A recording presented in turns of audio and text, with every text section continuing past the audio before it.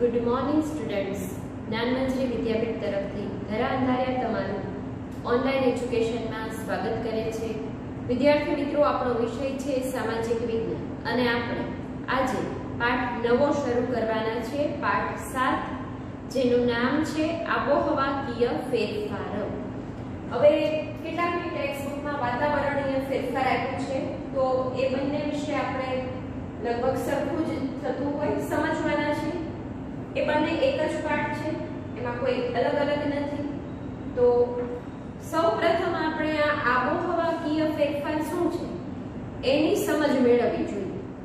તો વિદ્યાર્થી મિત્રો, પાઠનું જે નામ છે એને સમજવું હોય તો સૌપ્રથમ આપણે વિશ્વના દેશોના છેલ્લા કેટલાક વર્ષોના તાપમાન, ભેજ, પવનની દિશા, વરસાદ વગેરેને નોંધવા પડે અને એમાં આવેલું જે પરિવર્તન છે એને જ આબોહવાકીય ફેરફાર કહેવાય.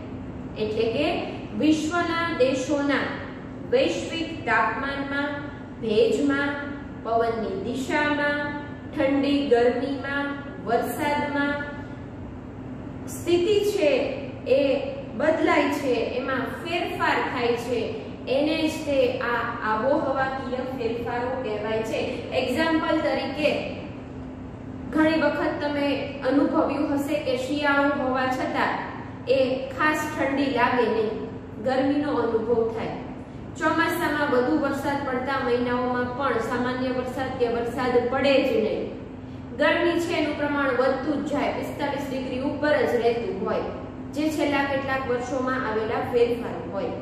તો એ આબોહવાકીય ફેરફારો કહેવાય. તો સૌપ્રથમ આપણે બેસિક બધી બાબતોથી અહીંયા શરૂઆત કરવાના છીએ. તો સૌપ્રથમ આપણને વાતાવરણ એટલે શું અને વાતાવરણ પ્રદૂષિત કેવી રીતે થાય છે એ બાબત પાઠની શરૂઆતમાં આપી છે. અત્યાર સુધીના પાઠમાં કોઈ વાર્તા, કોઈ વાત દ્વારા શરૂઆત કરવામાં આવી હતી, પરંતુ અહીંયા જે પાઠ આપ્યો છે તેમાં તમારે બેસિક જે બાબતો છે એનાથી શરૂઆત થાય છે. એટલે પહેલા વાતાવરણ એટલે શું એ સમજી લઈએ એટલે એ નોટ ડાઉન કરી લઈએ. હું મહત્વના મુદ્દાઓ બોર્ડ પર લખતી જતી હોઉં છું. તમને જરૂર જણાય તો સ્ક્રીનશોટ લઈ લેજો કે વચ્ચે સ્ટોપ કરીને લખી લેજો. તો વિદ્યાર્થી મિત્રો, અગાઉ પણ આપણે વાતાવરણ વિશે ભણી ચૂક્યા છીએ, તમને બધાને ખ્યાલ જ છે. પૃથ્વી પરના ચારેય આવરણો જે બીજા પાઠમાં ભણ્યા તેમાં આપણે વાતાવરણનો વિગતે અભ્યાસ કર્યો હતો. તો યાદ કરીએ તો વાતાવરણ ક્યાં આવેલું છે, વાતાવરણ શું છે? તો વિદ્યાર્થી મિત્રો, પૃથ્વીની ચારે બાજુ વીંટળાઈને આવેલા હવાના આવરણને વાતાવરણ કહે છે. બધાને ખ્યાલ છે. તો આપણે અર્થ, વ્યાખ્યા આપણે પહેલા નોંધી લઈએ. વાતાવરણ એટલે શું?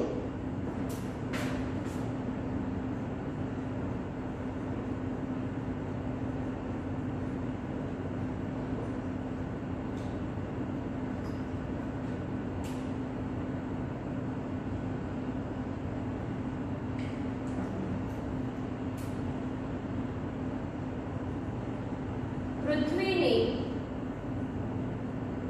ચારે બાજુ વીંટળાઈને આવેલા હવાના આવરણને વાતાવરણ કહે છે. તો આ ખ્યાલ તમને બધાને ખ્યાલ જ છે, બરાબર? આ અર્થ એનો ખબર છે કે વિદ્યાર્થી મિત્રો, વાતાવરણ છે એ આસપાસની આપણી હવા છે, બરાબર? તો આ વાતાવરણ આપણે જોઈ નથી શકતા, માત્ર અનુભવી શકીએ છીએ. એનો કોઈ રંગ, એનો કોઈ સ્વાદ નથી હોતો, એની કોઈ ગંધ નથી હોતી, બરાબર? તો આ જે છે એને માત્ર આપણે અનુભવી શકીએ છીએ, બરાબર? તો આ વાતાવરણ છે એ ઘણી બધી આપણી માનવીય પ્રવૃત્તિઓના કારણે પ્રદૂષિત થઈ રહ્યું છે. તો વાતાવરણ માનવીની કઈ કઈ પ્રવૃત્તિઓના કારણે પ્રદૂષિત થઈ રહ્યું છે, કે વાતાવરણ શાથી પ્રદૂષિત થઈ રહ્યું છે, આવો પ્રશ્ન પૂછાય તો ઘણા બધા કારણો છે. આપણે અગાઉ ભણી ચૂક્યા છે, તમને બધાને ખ્યાલ જ છે. જો આપણે અત્યારે ઓનલાઈન એજ્યુકેશન ન લેતા હોઈએ અને ક્લાસમાં જો બેઠા હોઈએ તો હું તમારી જ પાસેથી આ જવાબ મળી રહે એવી આશા રાખું છું. તમને બધાને ખ્યાલ છે ને? તમને બધાને આવડે છે ને?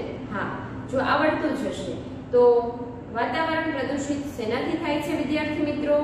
તો વાહનોના ધુમાડાથી, કારખાના, મિલો, ફેક્ટરીઓ, જે ઉદ્યોગ ધંધા સ્થપાયા છે એમાંથી નીકળતો ધુમાડો, બરાબર. વૃક્ષો છે તે વધુ ને વધુ કપાવા લાગ્યા છે, બરાબર. આમ આપણા કેટલાક આધુનિક આપણે ઇલેક્ટ્રોનિક્સ આઇટમ જે વાપરીએ છીએ, એટલે કે સાધનો જે વાપરીએ છીએ તેના દ્વારા વાતાવરણ ગરમ થઈ રહ્યું છે, પ્રદૂષિત થઈ રહ્યું છે. જેમ કે એસી માંથી CFC ક્લોરોફ્લોરાકાર્બન જે વાયુ નીકળે છે તેનાથી વાતાવરણ વધુ ને વધુ ગરમ થાય છે. તો વિદ્યાર્થી મિત્રો, આ બધા કારણોસર વાતાવરણ પ્રદૂષિત થાય છે. તો આપણે 2 થી 3 મુદ્દા જે એક્ઝામ્પલના મેં કીધા એ નોંધી લઈએ. વાતાવરણ પ્રદૂષિત કઈ કઈ રીતે થાય છે.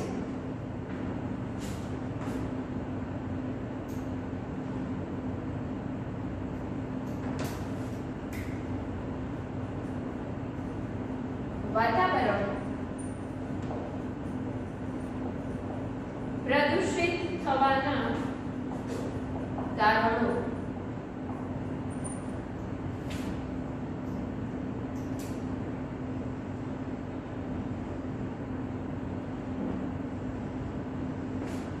તો આપણે નોંધી લેશું. વાહનોમાંથી નીકળતા ધુમાડા, કારખાના, મિલો,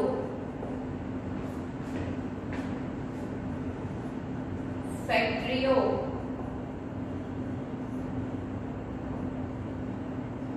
માંથી નીકળતા ધુમાડા,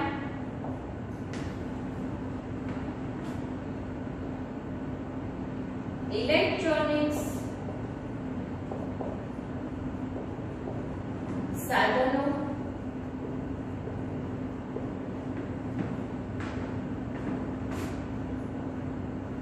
વધુ વૃક્ષો કપાવાથી, પાવર સ્ટેશનો વગેરેથી વાતાવરણ પ્રદૂષિત થાય છે.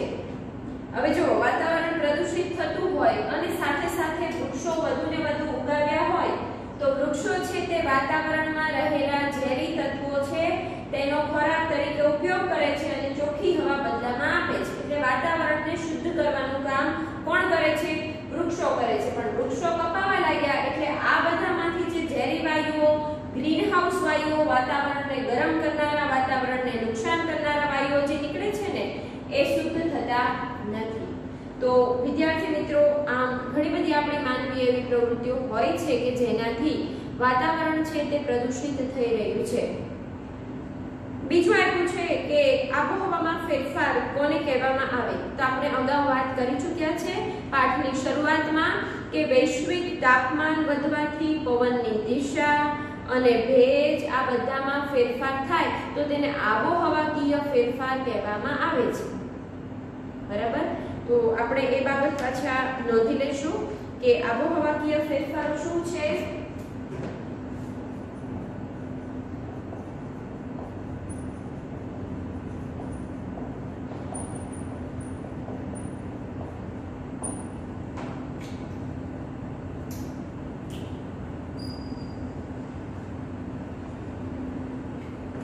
વૈશ્વિક તાપમાન,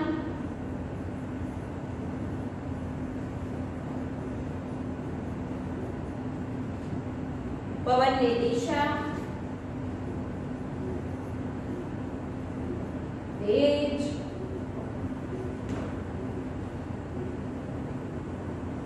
વરસાદ વગેરેમાં જે ફેરફાર થાય છે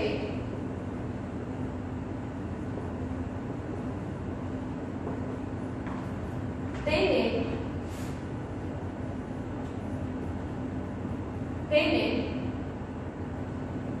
આબોહવાકીય ફેરફાર કહેવાય. પણ મોટા ભાગે આ આબોહવાકીય ફેરફારો જે થતા હોય છે ને એ લાંબા ગાળાની પરિસ્થિતિમાં પરિવર્તન આવે એવું જોવા મળે.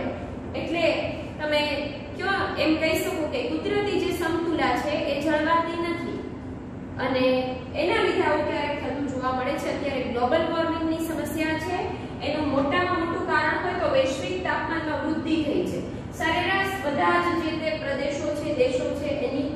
તાપમાનની પરિસ્થિતિ છે એમાં વધારો થયો છે, જેના લીધે જે કેટલાક ઠંડા પ્રદેશો છે એમાં બરફ છે એ પીગળવા લાગ્યો છે, નદીઓમાં સમુદ્રમાં પાણીના તળ વધ્યા છે અને કુદરતી આપત્તિઓનો સામનો આપણે કરવો પડતો હોય છે. તો વિદ્યાર્થી મિત્રો, આ આબોહવાકીય ફેરફારો લાંબા ગાળાની પરિસ્થિતિ જે ચાલુ હોય છે એમાં પરિવર્તન દર્શાવે છે. મેં હમણાં જ અગાઉ કીધું એમ કે શિયાળામાં આપણને ખ્યાલ છે કે ભાઈ ડિસેમ્બર, જાન્યુઆરી, ફેબ્રુઆરી મહિનો છે એ મોટે ભાગે ઠંડી જ એમાં હોય છે, ઠંડીનો અનુભવ થાય. પણ એ વર્ષોથી એ જ રીતે ઠંડી લાગતી હોય, પરંતુ છેલ્લા કેટલાક વર્ષોમાં એમાં ફેરફાર જોવા મળે, ઠંડીનું પ્રમાણ સાવ ઘટી જાય અથવા ઠંડી લાગે જ નહીં એવું બને. તો એ કઈ પરિસ્થિતિ છે? એ આબોહવાકીય પરિસ્થિતિ છે, એમાં બદલાવ આવ્યો છે. તાપમાન છે એ આપણે પહેલાના સમયમાં સહી શકતા હોઈએ, પણ હવે તાપમાન એટલું બધું વધી જાય, ગરમી એટલી બધી વધી જાય કે સહન પણ ન થઈ શકે અને એના લીધે બીજી પણ તકલીફો ઊભી થતી હોય છે. તો આ આબોહવાકીય ફેરફારો છે જે લાંબા ગાળાની પરિસ્થિતિ જે ચાલી આવતી હોય છે ઘણા વર્ષોથી, એમાં આ બધી પરિસ્થિતિમાં ફેરફાર થાય છે. તો આ આબોહવાકીય ફેરફારો કહેવાય. તમને એક કોષ્ટક આપવામાં આવ્યું છે જે તમારા ટેક્સ્ટ બુક અથવા તો મટીરીયલ જે તમારી પાસે છે એમાં આપ્યું છે. ન હોય તો કોઈ વાંધો નથી, હું અહીંયા આગળ ટૂંકમાં બધું લખતી જાઉં છું, કોષ્ટક પણ દોરું છું અને આપણે એના જે તે પરિસ્થિતિના કારણો જાણવાના છે. તો વિદ્યાર્થી મિત્રો, એક કોષ્ટક હું અહીંયા દોરું છું અને તમે પણ જરૂર લાગે તો વચ્ચે સ્ક્રીનશોટ લઈ અને એના કારણો જે આપવાના છે એ હું નોંધ કરું, એમાં નોંધ કરી અથવા તો સ્ક્રીનશોટ લઈ અને તમારી પાસે સાચવીને રાખજો. એમાંથી કદાચ પ્રશ્નો પૂછાય તો તમને મદદરૂપ બની શકે.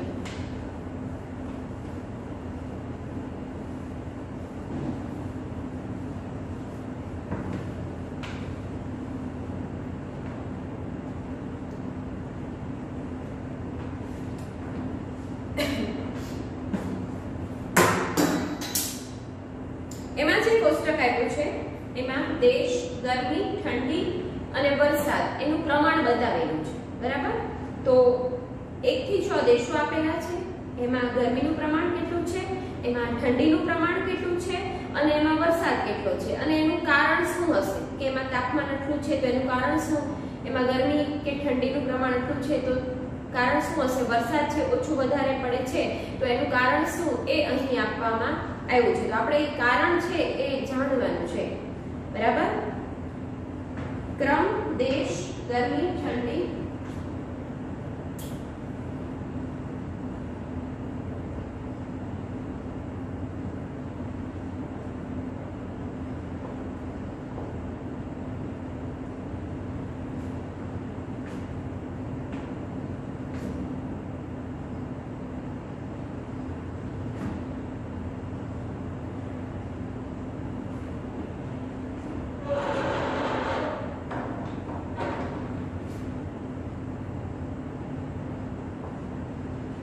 વરસાદ અને ત્યાર પછી એનું કારણ આપણે નોંધવાનું છે, બરાબર? તો એ આપણે નોંધતા જશું.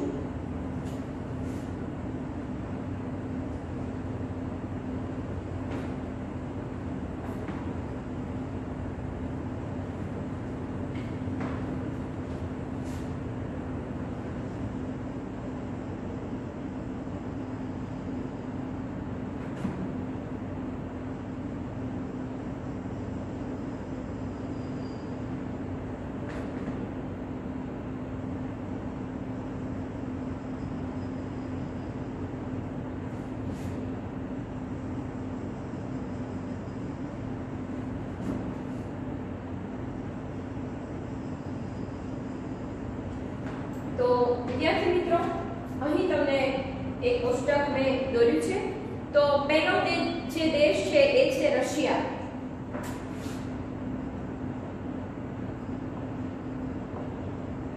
રશિયામાં ગરમીનું પ્રમાણ વિદ્યાર્થી મિત્રો 15°C છે. ઠંડીનું પ્રમાણ -20°C છે અને વરસાદ છે તે 100 સેમી જેટલો પડે છે. હવે 15°C એટલે આપણે જે શિયાળામાં ઠંડી લાગતી હોય ને એવી પરિસ્થિતિ ગણીશું. અને એ લોકોને રશિયા વાળાને -20° સુધી પણ તાપમાન ચાલ્યું જતું હોય છે અને ખૂબ જ ઠંડીનો અનુભવ થાય છે. એનું કારણ શું છે? ઠંડી એટલી બધી વધારે પડે છે, ગરમી તો બહુ પડતી જ નથી અને વરસાદ છે સરેરાશ પડે છે. તો એનું કારણ શું છે? તો વિદ્યાર્થી મિત્રો, રશિયા છે એ ઉત્તર સમશીતોષ્ણ કટિબંધ અને શીત કટિબંધમાં આવેલો દેશ છે. તે ઉત્તર સમશીતોષ્ણ કટિબંધ અને શીત કટિબંધમાં આવેલો દેશ છે. એટલે ત્યાં સૂર્યના કિરણો ત્રાંસા હોય અને અમુક પરિસ્થિતિ એવી હોય કે જ્યાં સૂર્યના કિરણો પહોંચે જ નહીં. એનું ભૌગોલિક સ્થાન જ એવી રીતનું છે. તમને પ્રાઇમરીમાં આ જ્યારે બેઝિક 6ઠા-7મા ધોરણમાં ખ્યાલ તમે મેળવ્યો હશે કે પૃથ્વીના ગોળાને વિવિધ આ કટિબંધમાં વહેંચવામાં આવ્યા હોય તો ઉષ્ણ કટિબંધ, સમશીતોષ્ણ કટિબંધ, શીત કટિબંધ એ તમને ખ્યાલ હશે. એટલે રશિયાનું ભૌગોલિક સ્થાન એવું છે કે ત્યાં સૂર્યના કિરણો સીધા પડતા નથી. તેથી અહીંયા આગળ સરેરાશ જે તાપમાન છે એ 15° જેટલું છે, જ્યારે -20° છે એ ઠંડી પડે છે અને 100 સેમી જેટલો વરસાદ પડે છે. તો એનું કારણ એનું ભૌગોલિક સ્થાન છે. બરાબર? તો હવે પછીની વાત, ઈરાન બીજો દેશ છે. ઈરાન છે. તો બીજો દેશ ઈરાન. ઈરાનમાં 30° જેટલી ગરમી પડે છે. 30°C ગરમી પડે છે. ઠંડી છે એ 10°C જેટલી પડે છે. વરસાદનું પ્રમાણ છે એ 50 સેમી છે. તો તેનું કારણ શું હશે? તો વિદ્યાર્થી મિત્રો, તે આ જે દેશ છે તે એશિયા ખંડની પશ્ચિમે અને કર્કવૃતની ઉત્તરે આવેલો દેશ છે. એટલે અહીંયા મોટા ભાગનો વિસ્તાર છે ને એ રણ પ્રદેશ જેવું છે અને તેથી અહીં વિષમ આબોહવા છે. એટલે કે બહુ ઠંડી ન પડે અને બહુ ગરમી ન પડે અને વરસાદ છે એ નહીવત પડે કારણ કે રણ પ્રદેશ છે. એટલે 50 સેમી જેટલો સરેરાશ વરસાદ ત્યાં નોંધાયેલો છે. તો આ જે દેશ છે એનું ભૌગોલિક સ્થાન એ પ્રમાણેનું હોવાથી ઠંડી, ગરમી અને વરસાદની પરિસ્થિતિ આવી જોવા મળે છે. તો આપણે એ ટૂંકમાં બાબત નોંધી લઈશું કે તે એશિયા ખંડની પશ્ચિમે, તે એશિયા ખંડની પશ્ચિમે અને કર્કવૃતની ઉત્તરે આવેલો દેશ છે.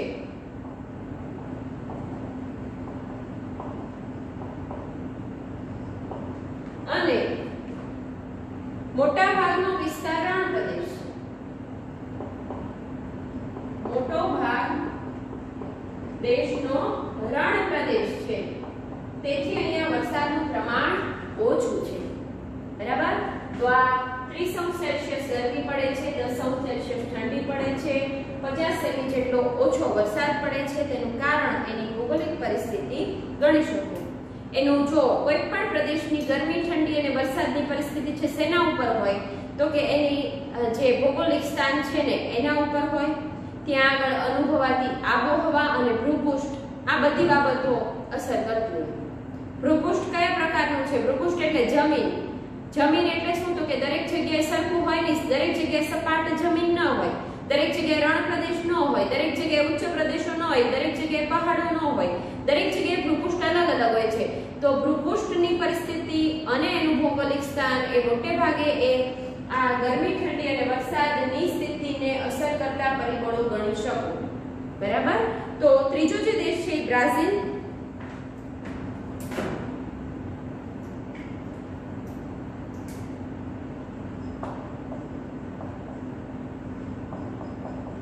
બ્રાઝિલમાં ગરમીનું પ્રમાણ છે એ 38 સેલ્સિયસ, ઠંડી છે એ 25 સેલ્સિયસ, એટલે ઠંડી ત્યાં પડતી નથી એવું તમે કહી શકો. અને 250 સેમી વધુ વરસાદ પડે છે ત્યાં બ્રાઝિલમાં. હવે એનું ભૌગોલિક સ્થાન ક્યાં છે એને સમજવું પડે તો આનો જવાબ આપણને તરત ખ્યાલ આવી જાય કે તે વિષુવવૃત્ત અને કર્કવૃત્તની વચ્ચે આવેલો દેશ છે. બરાબર, તો આપણે નોંધી લઈએ તે વિષુવવૃત્ત અને કર્કવૃત્તની વચ્ચે આવેલો છે. એટલે ત્યાં આગળ ગરમીનું પ્રમાણ વધારે હોય. વિષુવવૃત્ત પૃથ્વીની વચ્ચેથી જે પસાર થાય છે સૂર્યની બરાબર સામેનો ભાગ, એટલે સૂર્યના કિરણો કેવા પડે? સીધા પડે છે. બરાબર, એટલે સરેરાશ તાપમાન વધારે છે 38 સેલ્સિયસ, લઘુત્તમ તાપમાન 25 સેલ્સિયસ રહે છે.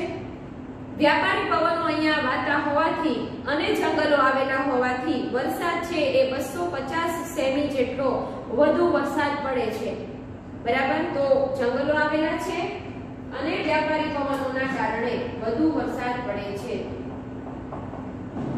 જંગલો વધુ આવેલા છે અને વ્યાપારી પવનો વાય છે, જેથી વરસાદ લાવે છે. વ્યાપારી પવનો સમુદ્રમાંથી ઉદ્ભવે અને જે તે પ્રદેશને દેશને એના દ્વારા વરસાદ આવે. તો આમ બ્રાઝિલ છે એની પરિસ્થિતિ આપણે જાણીએ. હવે આપણે પછીના દેશની વાત કરીએ તો તે છે નોર્વે.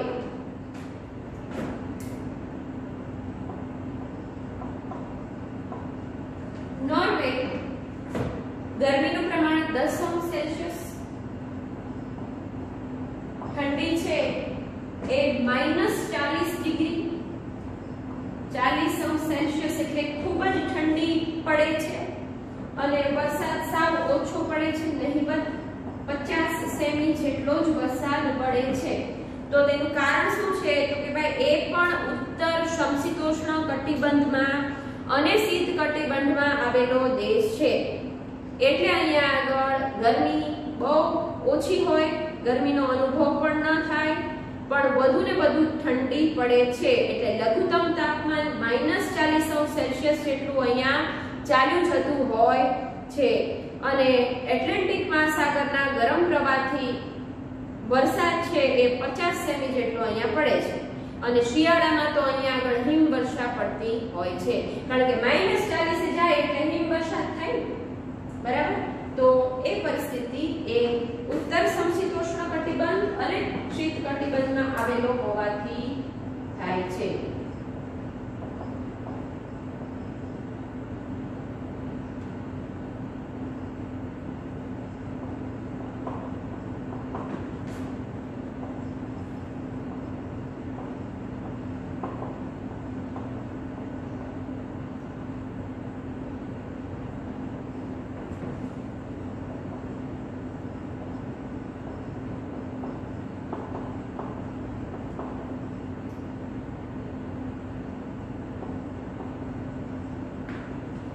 પછીનો જે દેશ છે એ છે ફિલિપાઇન્સ. પાંચમો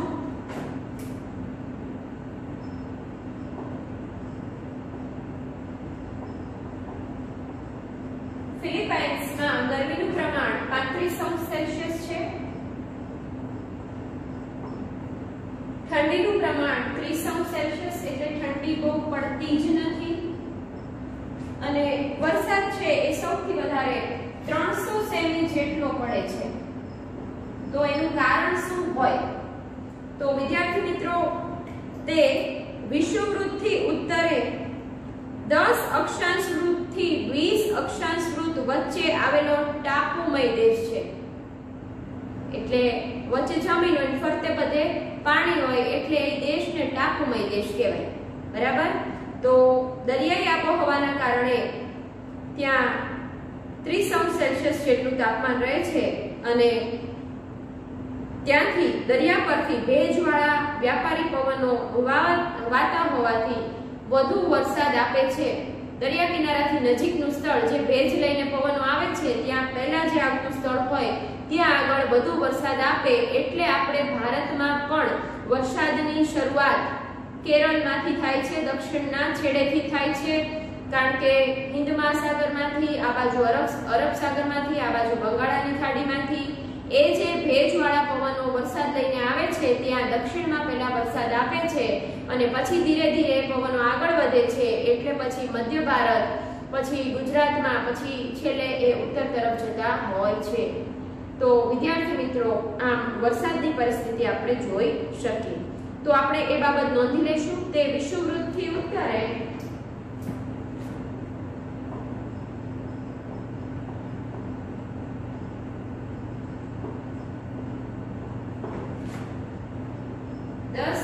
અક્ષાંશથી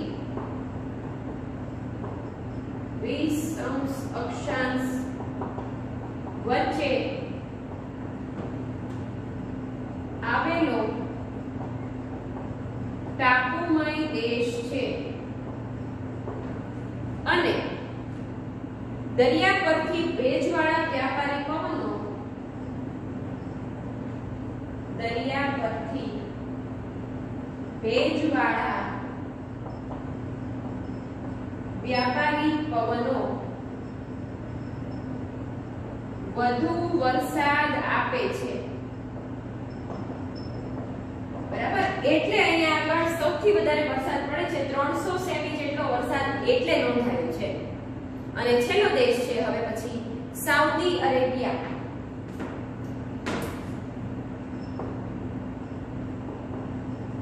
સાઉદી અરેબિયા. આ સાઉદી અરેબિયાની ગરમી છે એ વધારે છે, 45 સેલ્સિયસ જેટલી ગરમી પડે છે. ઠંડી છે એ ખૂબ ઓછી અથવા નથી પડતી, કારણ કે 29 સેલ્સિયસ તાપમાન સુધી જ જાય છે. અને વરસાદ તો સાવ ઓછો 10 સેમી અથવા તો ન પણ પડે એવું બને છે. એનું કારણ શું છે? તો અહીંયા જગ્યા ઓછી હોવાથી હું એનું કારણ છે અહીંયા ઉપર લખવાની છું. બરાબર, તો સાઉદી અરેબિયા તે વિષુવવૃત્તની ઉત્તરે 15 અક્ષાંશથી 30 ઉત્તર અક્ષાંશ વચ્ચે આવેલો છે. કર્કવૃત્ત તેની મધ્યમાંથી પસાર થાય છે. મોટો ભાગ રણ પ્રદેશ, તેથી અહીંયા સરેરાશ તાપમાન ઊંચું રહે છે, એટલે 45 ડિગ્રી અથવા એનાથી પણ વધારે તાપમાન જતું હોય છે. લઘુત્તમ તાપમાન એટલે 29 સેલ્સિયસ રહે છે, એટલે ઠંડી બહુ પડતી નથી. અને ભેજવાળા પવનો અહીં સુધી પહોંચે ત્યારે સૂકા બની ગયા હોય, એટલે વરસાદની માત્રા એમાં હોય નહીં, એટલે વરસાદ બહુ પડતો નથી, એટલે 10 સેમી જેટલો માંડ પડતો હોય છે. તો આપણે બધી બાબતો 2 થી 3 બાબતો એના કારણ ઉપર અહીંયા નોંધી લઈએ છીએ. છઠ્ઠાનું જે કારણ છે અહીંયા લખું છું. બરાબર, તમારે નોંધ કરવી હોય કે સ્ક્રીનશોટ પાડવો હોય તો તમને બધું એક સાથે મળી જાય, એટલે આ બાજુ લખું છું. તે વિષુવવૃત્તની ઉત્તરે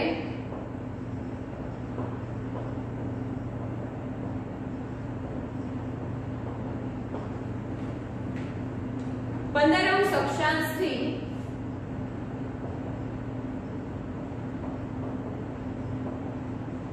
30 અક્ષાંશ વચ્ચે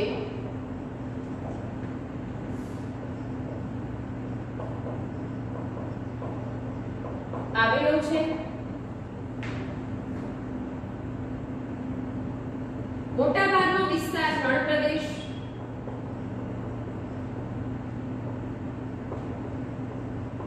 મોટો ભાગ રણ પ્રદેશ છે. અને વ્યાપારી પવનો અહીં સુધી પહોંચે ત્યારે એ સૂકા થઈ જાય છે. અને વ્યાપારી પવનો અહીં સુધી પહોંચે ત્યારે સૂકા હોય છે, એટલે ભેજનું પ્રમાણ હોય જ નહીં. તો ભેજ ન હોય તો વરસાદ કેવી રીતે પડે? એટલે વરસાદ સાવ ઓછો પડે છે. તો આ આપણે 6 દેશોની વિવિધ માહિતી મેળવી, વરસાદ, ઠંડી અને ગરમીની, અને એના કારણો જાણી. તો વિદ્યાર્થી મિત્રો, હવે આ કોષ્ટકમાંથી તમને કેવા પ્રશ્નો પૂછાઈ શકે? તો કોષ્ટક ન આપ્યું હોય તો પણ તમારે આ કેવા પ્રશ્નો નીકળે હવે સાંભળો. સૌથી વધારે વરસાદ કયા દેશમાં પડે છે? તો સૌથી વધારે વરસાદ અહીંયા આપેલી છે અને આ પાઠની વિગતમાંથી આપણે જવાબ આપવાનો છે. બાકી તો વિશ્વમાં સૌથી વધારે વરસાદ તો ભારતના મેઘાલય રાજ્યમાં આવેલા મોસીનરમ અને ચેરાપુંજીમાં પડે છે. પરંતુ આપણે અહીંયા જો પૂછાય તો પાઠમાં કોષ્ટકના આધારે જવાબ દેવાના છે. તો સૌથી વધારે વરસાદ કયા દેશમાં પડે છે? તો ફિલિપાઇન્સ. કેટલો પડે છે? 300 એવું પૂછાય છે. પછી એવું પૂછવામાં આવે કે પાઠમાં આપેલા કોષ્ટકના આધારે સૌથી વધારે ઠંડી કયા દેશમાં પડે છે અને કેટલી? તો નોર્વેમાં ઠંડી પડે છે, -40°C જેટલું તાપમાન થતું હોય છે. શિયાળામાં હિમવર્ષા થાય, બરફ વધુ ને વધુ પડતો હોય છે. ત્યાર પછી એવું પૂછવામાં આવે કે કોષ્ટકમાં દર્શાવેલા દેશોમાંથી સૌથી વધારે ગરમી કયા દેશમાં પડે છે? તો ગરમી છે એ સાઉદી અરેબિયામાં વધારે પડે છે. 45°C જેટલું તાપમાન એ પહોંચી જતું હોય છે અથવા એનાથી પણ વધારે ક્યારેક જતું હોય છે. કોષ્ટકના આધારે કયા દેશમાં સૌથી ઓછો વરસાદ પડે છે? તો એ પણ સાઉદી અરેબિયા. અને કેટલો પડે છે? 10 સેમી જેટલો જ વરસાદ પડે છે અને ક્યારેક એટલો પણ પડતો નથી. તો એ રણ પ્રદેશ છે. આપણે વાત કરી ચૂક્યા છે કે ભૌગોલિક સ્થાન પ્રમાણે એ વિષુવવૃત્તથી ઉત્તરે 15° અક્ષાંશથી 30° અક્ષાંશ વચ્ચે આવેલો ભાગ છે. મોટા ભાગે રણ પ્રદેશ છે અને ભેજવાળા પવનો ત્યાં સુધી એ દેશ સુધી પહોંચે છે ત્યારે એમાં ભેજનું પ્રમાણ હોતું નથી. સૂકા બની જતા હોવાથી આ વરસાદ છે એ ત્યાં બહુ ઓછો પડે છે અથવા નથી પણ પડતો. તો આવા પ્રશ્નો કોષ્ટકના આધારે પૂછાઈ શકે. તો અડધીથી 1 મિનિટ આપું છું, તમે સ્ક્રીનશોટ પાડી લો કે વચ્ચે સ્ટોપ કરીને મહત્વના મુદ્દાઓ નોંધી લો. તો વિદ્યાર્થી મિત્રો, તમે બધાએ સ્ક્રીનશોટ પાડી લીધો હશે અને લખી લીધું હશે. હવે આપણો જે ટોપિક છે એ છે હવામાન. હવામાન એટલે શું એ સમજી અને આપણે ભારતના અલગ અલગ રાજ્યોની, અલગ અલગ પ્રદેશોની હવામાનની સ્થિતિ જોવાની છે અને એ સ્થિતિના આધારે તમારે લઘુત્તમ અને મહત્તમ તાપમાન પણ નોંધવાના છે. તો એની માટે પહેલા આપણે હવામાન એટલે શું એ સમજી લઈએ અને પછી એ અલગ અલગ પ્રદેશોની હવામાનની સ્થિતિ જાણીએ. તો હવામાન એટલે કોઈ પણ પ્રદેશના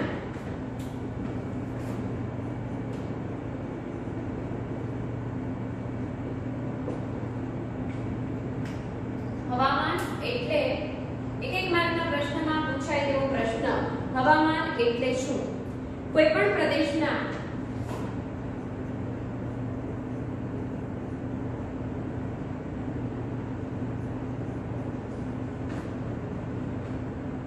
તાપમાન, ભેજ અને વરસાદની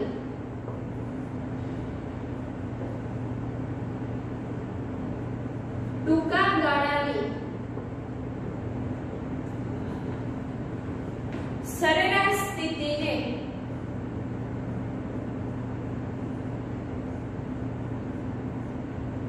એટલે હવામાન. તો હવે આ સમજવું પડે. ટૂંકા ગાળાની એટલે શું?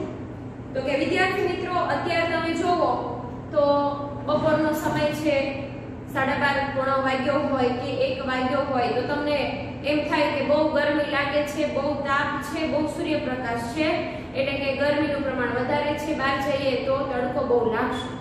પરંતુ થોડો જ સમય જાય અને વાતાવરણમાં પલટો આવે, હવામાનમાં પલટો આવે. એવું તમને સાંભળ્યું હશે મોટાઓ દ્વારા કે સમાચારમાં કે ન્યૂઝપેપરમાં. કલાક પછી જોવો તો વાદળછાયું વાતાવરણ થઈ ગયું હોય, છાંટા આવવાની શરૂઆત થઈ ગઈ હોય. તો આ શું છે? ટૂંકા ગાળાની પરિસ્થિતિ. તડકો લાગતો તો, વધારે તાપમાન હતું, તેમ છતાં ટૂંકા સમયમાં અડધો કલાકથી લઈને 1 કલાક સુધીમાં એ વાદળછાયું વાતાવરણ છવાઈ જાય છે અને વરસાદ આવે એવું લાગવા માંડે છે અથવા જોરથી પવન વાવા લાગે છે. અથવા એવું પણ બને કે ક્યારે આપણને એવું લાગે કે અત્યારે બહુ ધોધમાર વરસાદ પડે છે અને થોડા સમય પછી તમે જુઓ કે તડકો નીકળી ગયો હોય અને વરસાદ સાવ રહી ગયો હોય, વાદળા કોઈ જગ્યાએ ન હોય, આકાશ સ્વચ્છ થઈ ગયું હોય. તો આ શું થયું? તો કે તાપમાન, ભેજ અને વરસાદની પરિસ્થિતિમાં ટૂંકા સમયમાં ફેરફાર થાય, કલાક 2 કલાકમાં ફેરફાર થઈ છે. તમે સવારે ઉઠો છો અને ચોમાસાની ઋતુ છે, તમને એવું લાગે બહુ વરસાદ પડે છે, ચલો આજે સ્કૂલે જવાનું નથી. ત્યાં થોડી વાર ન થાય ત્યાં વરસાદ તો રહી ગયો અને તડકો નીકળવા માંડ્યો. તમને એમ થાય કે આ તો જો હમણાં તો હજી કેટલો વરસાદ આવતો હતો. તો આ ટૂંકા ગાળાની પરિસ્થિતિમાં પરિવર્તન આવે છે તેને હવામાન કહેવાય છે. તો આ હવામાનને આપણે સમજ્યા. હવે આપણે ભારતની પરિસ્થિતિને તમને હું પ્રોજેક્ટર દ્વારા દેખાડું છું. તમારે હું જે મહત્તમ અને લઘુત્તમ તાપમાન કહું છું અને બાજુમાં જે નોંધું છું એ સાથે સાથે તમારી બુકમાં અથવા તો તમારા મટીરીયલમાં અથવા જ્યાં તમે લખતા હો મહત્વના પોઈન્ટ્સ ત્યાં લખવું હોય તો લખતા જજો. અને બીજા આવા ભારતના અથવા તો બીજા દેશના મહત્તમ અને લઘુત્તમ તાપમાન નોંધજો, જેથી કરીને તમને આ બધી પરિસ્થિતિને જાણી શકો, સમજી શકો. તો હવે આપણે પ્રોજેક્ટર દ્વારા એ સ્થિતિને જોવાના છીએ.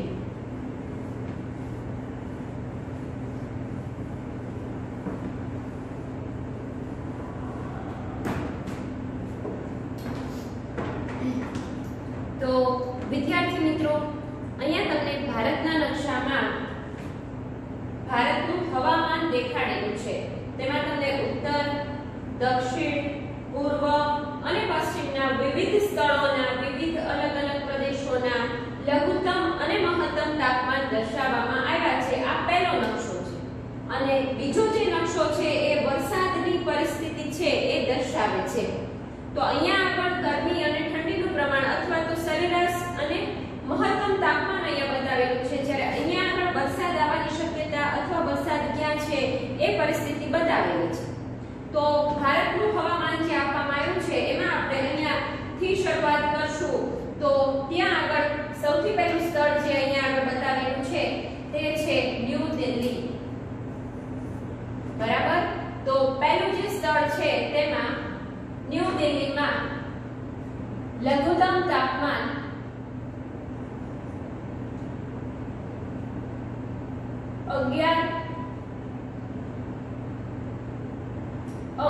11°C, જ્યારે મહત્તમ એટલે વધારે તાપમાન, મહત્તમ સરેરાશ 22°C જેટલું જોવા મળે છે. તો આ પરિસ્થિતિ શું દર્શાવે છે કે ભાઈ ત્યાં આગળ પરિસ્થિતિ કેવી છે કે લઘુત્તમ ઓછું થાય છે 11°C એટલે ઠંડી છે 11°C જેટલી પડતી હોય છે. તો એ જે તે પરિસ્થિતિ ક્યાંથી બતાવેલી છે એ ત્યારે જે સમયે એ હવામાન નોંધવામાં આવ્યું હોય એના દ્વારા લીધેલી આ માહિતી છે. અને એ જ સમયની હોય, સમયે સમયે બદલાતી રહે. આપણે વાત કરી ચૂક્યા છે કે હવામાન એટલે તે શું છે, કોઈ પણ પ્રદેશના તાપમાન, ભેજ અને વરસાદની ટૂંકા ગાળાની સ્થિતિ છે. પછી સાંજે બીજી પરિસ્થિતિ પણ અહીંયા આગળ દેખાડેલી હોય એવું બની શકે, કારણ કે હવામાનમાં પલટો તો ટૂંકા સમયમાં આવતો હોય છે. તો પછીની વાત આપણે કરવાના છે. પહેલું આપણે શેની વાત કરી? ન્યૂ દિલ્હીનું લઘુત્તમ સરેરાશ તાપમાન 11°C, જ્યારે મહત્તમ તાપમાન 22°C હતું. પછી આ સાઈડ આપણે વાત કરીએ ગુજરાતની, તો અહીંયા આગળ અહેમદાબાદનું તાપમાન આપવામાં આવ્યું છે. તો અહેમદાબાદમાં, અમદાવાદમાં લઘુત્તમ તાપમાન 16°C છે, જ્યારે મહત્તમ તાપમાન 33°C જેટલું ત્યારે બતાવવામાં આવ્યું છે. એની નીચેની વાત કરીએ તો અહીંયા આગળ મુંબઈ છે. મુંબઈનું લઘુત્તમ તાપમાન 21°C બતાવવામાં આવ્યું છે, જ્યારે મહત્તમ તાપમાન 31°C અહીંયા બતાવેલું છે. પહેલા ન્યૂ દિલ્હીનું જોયું, અહેમદાબાદ એટલે ગુજરાતની વાત કરી, પછી મુંબઈનું નોંધ્યું. પછી અહીંયા આગળ જોઈએ તો દક્ષિણ ભારતમાં ચેન્નઈનું આપવામાં આવ્યું છે. ચેન્નઈનું લઘુત્તમ તાપમાન 23°C છે, જ્યારે મહત્તમ તાપમાન 31°C બતાવવામાં આવ્યું છે. અને ત્યાર પછી ઉપર તરફ જઈએ, દક્ષિણથી ઉપર, તો ત્યાં આગળ હૈદરાબાદનું આપવામાં આવ્યું છે.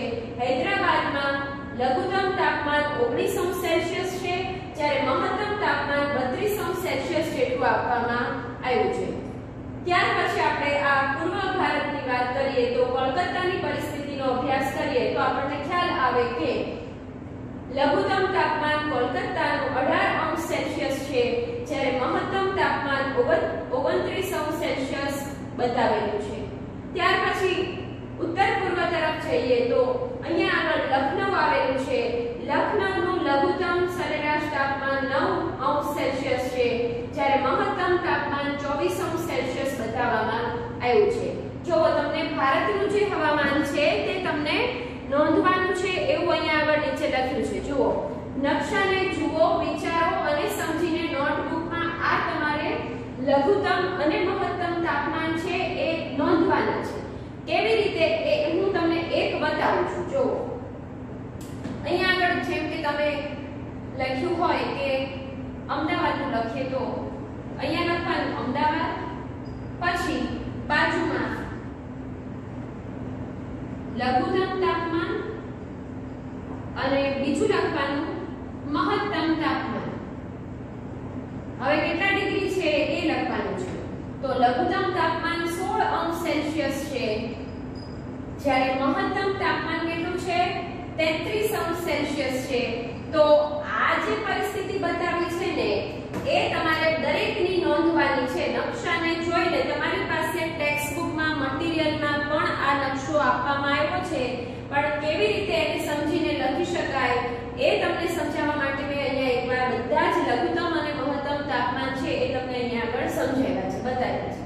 તો આવી રીતે તમે દરેકનું અહીંયા આગળ જે દર્શાવ્યું છે એનું લખી લેજો. મેં ખાલી અમદાવાદનું લખ્યું છે, એની સામે તમારે લઘુત્તમ અને મહત્તમ તાપમાન કેટલા છે એ નોંધવાનું છે. હવે આપણે આગળ વાત કરીએ તો બીજો જે નકશો છે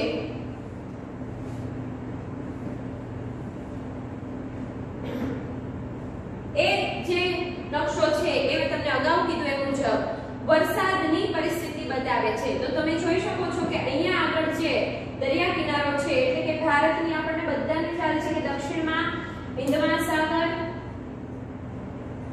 આ સાઈડ બંગાળાની ખાડી, પૂર્વમાં અને આ સાઈડ અરબ સાગર આવેલો છે. તો એ ત્રણ બાજુ સમુદ્રનો કિનારો મળેલો હોવાથી ભેજના જે પવનો, ભેજ લઈને જે પવનો આવે છે એ અહીંયા આગળ તમે જોઈ શકો છો કે હિંદ મહાસાગર અને બંગાળાની ખાડી થી લઈને આ સાઈડ તરફ આ જે દેખાડેલું છે સફેદ ભાગ એ ભેજ લઈને આવતા પવનો છે. એટલે એ દક્ષિણ ભારતમાં કેટલાક વિસ્તારોમાં જો અહીંયા દેખાડેલું છે એ વરસાદ એના કારણે આવવાનો છે. તો એ વરસાદની પરિસ્થિતિ અહીંયા દર્શાવી છે. તો અહીંયા આગળ આ ભારતના નકશામાં વરસાદની સ્થિતિ આપણે જોઈ શકીએ છીએ. એવી જ રીતે તમે આ જે ભાગ છે એને જોશો તો પણ તમને એવું લાગશે કે ઉત્તર ભારતમાં પણ વરસાદ આવવાની શક્યતા છે. તો પહેલો નકશો છે તે લઘુત્તમ અને મહત્તમ તાપમાન દર્શાવે છે, જ્યારે બીજો જે નકશો છે એ વરસાદની પરિસ્થિતિ, ભેજવાળા પવનો ભારતના કયા સ્થળોએ વરસાદ આપશે એને દર્શાવે છે. તો આના આધારે આપણે ભારતનું તાપમાન છે એને સમજીએ. બરાબર? તો તમને આ પ્રોજેક્ટરમાં જે નકશા બતાવ્યા અને સમજ આપી તેના આધારે આ હવામાનની પરિસ્થિતિને જાણતા આવડી ગયું હશે. તો વિદ્યાર્થી મિત્રો, ન્યૂઝ ચેનલ તમે જોતા હો તો એમાં પણ અવારનવાર આવા હવામાનની પરિસ્થિતિ દર્શાવતા સમાચાર આવતા હોય છે. તમે એને તમારા ઘરે જોવાનો અને સમજવાનો પ્રયત્ન કરજો, જેથી કરીને આપણો જે આ પાઠ છે એની તમને સમજ સારી રીતે વધારે મળી શકે. વિદ્યાર્થી મિત્રો, અહીંયા આપણે આ ભારતના તાપમાન વિશે અભ્યાસ કર્યો, જાણ્યું તેનું તાપમાન. હવે આજે એક નાના ટોપિકની ચર્ચા કરી અને પછી આપણે બાકી રાખશું પછીના લેક્ચર માટે. તો વાતાવરણ એટલે શું ભણ્યા? હવામાન એટલે ભણ્યા. હવે જે વાત કરવાના છે એ છે આબોહવા. આપણે અગાઉ જે પાઠનું નામ સમજ્યા હતા ત્યારે તમને ખ્યાલ જ છે કે આબોહવા એટલે શું. તો આબોહવા એટલે હવામાનથી વિપરીત પરિસ્થિતિ, એનાથી ઉલટી પરિસ્થિતિ. તો એટલે શું? તો કે વિદ્યાર્થી મિત્રો, આબોહવા એટલે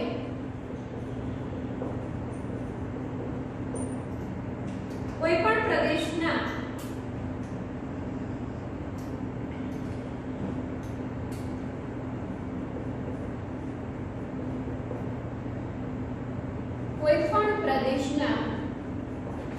તાપમાન ભેજ અને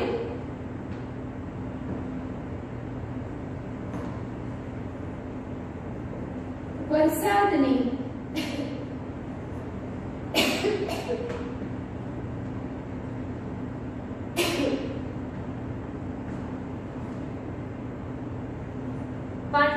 વર્ષ કે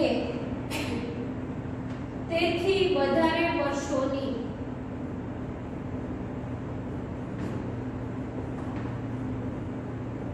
સરેરાશ સ્થિતિ એટલે આબોહવા એટલે શું? તો કે 35 વર્ષો કે તેનાથી વધારે એ ચોક્કસ પ્રદેશમાં એ રાજ્યમાં એ સરખું જ તે તાપમાન અનુભવાતું હોય, એક સરખો જ વરસાદ પડતો હોય, એક સરખી જ ઠંડી પડતી હોય અને પછી એ વધારે વર્ષોથી એ જ પરિસ્થિતિ ચાલી આવતી હોય તો એ આબોહવા કહેવાય. જેમ કે ગુજરાતમાં જૂન થી જુલાઈ મહિનામાં વરસાદ પડે છે તો એ ઘણા બધા વર્ષોથી લાંબા ગાળાની પરિસ્થિતિ છે, એ લાંબા સમયથી એ જ પરિસ્થિતિનો અનુભવ થતો હોય તો આબોહવા ગુજરાતની એવી છે કે જૂન જુલાઈમાં વરસાદ આવે. એવી રીતે માર્ચ એપ્રિલમાં મે મહિનામાં ખૂબ ગરમી પડે છે, માર્ચ મહિનાથી શરૂઆત થાય, મે મહિનો તો અસહ્ય લાગે તો એ લાંબા ગાળાથી એ પરિસ્થિતિનો અનુભવ આપણને થતો હોય. અને કેટલા વર્ષ સુધી? તો કે કોઈ પણ પ્રદેશની 35 વર્ષ કે તેથી વધુ વર્ષોની તાપમાન, ભેજ અને વરસાદની આ સ્થિતિ છે, સરેરાશ સ્થિતિ, લાંબા ગાળાની સ્થિતિ, એને આબોહવા કહેવાય. ટૂંકા ગાળાની પરિસ્થિતિ એટલે હવામાન. હવામાનમાં પલટો ઘડીકમાં આવી શકે, થોડા સમયમાં આવી શકે, પણ આબોહવા છે એ લાંબા ગાળાની અનુભવાતી કોઈ પણ પ્રદેશની સામાન્ય સરેરાશ સ્થિતિ છે. તો અહીંયા સુધી આપણે રાખીએ છીએ વિદ્યાર્થી મિત્રો. હવે પછીની વિગતો આપણે પછીના લેક્ચરમાં ભણશું. તો આજે જે આપણે અભ્યાસ કર્યો તેના આધારે હવે હું તમને હોમવર્ક આપું છું. તમે બધા મારી સાથે હોમવર્ક નોટ ડાઉન કરી લેજો.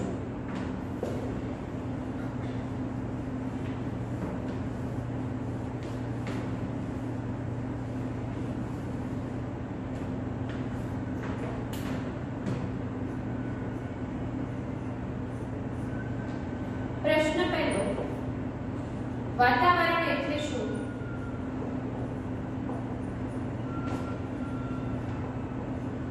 વાતાવરણ પ્રદૂષિત થવાના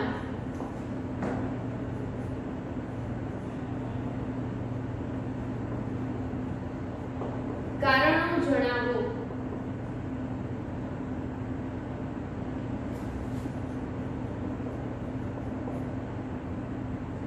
બીજો પ્રશ્ન, હવામાન એટલે શું?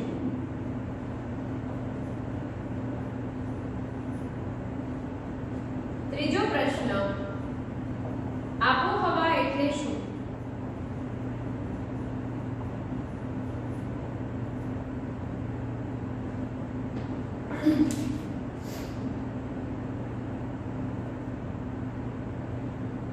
પછીનો પ્રશ્ન,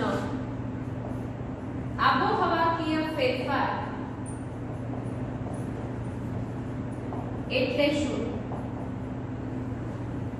તો આજના જે ટોપિક આપણે સમજ્યા તેના આધારે હું આ તો તમને હોમવર્કમાં આપું છું, પણ સાથે સાથે તમારે ભારતના હવામાનની અલગ અલગ સમયની પરિસ્થિતિ છે એ તમારે નોંધવાની છે, જેથી તમને ખ્યાલ આવી શકે કે હવામાનની જે હવામાન ખાતાની જે કચેરી હોય છે એ સમયાંતરે ભારતના અલગ અલગ પ્રદેશોની, રાજ્યોની આ હવામાનની સ્થિતિ દર્શાવતા હોય છે. તો તમને એ ખ્યાલ આવે એના માટે તમારે એ પણ તમારી બુકમાં નોંધવાનું છે અને 2 થી 5 અલગ અલગ સમયની નોંધ કરશો તો તમને એ ઝડપથી બધું સમજાઈ પણ જશે.